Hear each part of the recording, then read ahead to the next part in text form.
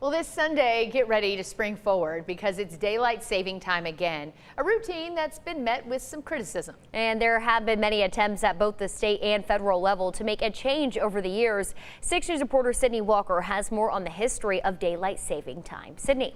Daylight saving time began as an energy conservation effort during World War I. Now there's been arguments in getting rid of the practice from government officials and medical experts.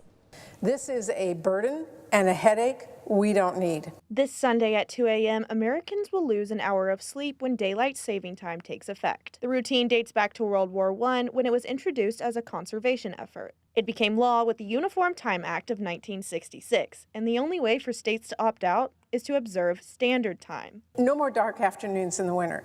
No more losing an hour of sleep every spring. We want more sunshine during our most productive waking hours. I've said it before, I'll say it again. Americans want more sunshine and less depression. If you're hoping for permanent sunny afternoons, you'll have to wait for lawmakers to lock the clock. The Sunshine Protection Act aimed to do just that. In 2022, it passed unanimously in the Senate, but stalled in the House. People in this country, all the way from Seattle to Miami, want the Sunshine Protection Act. We got it passed here in the Senate. Now the clock is ticking to get the job done so we don't have to switch our clocks again.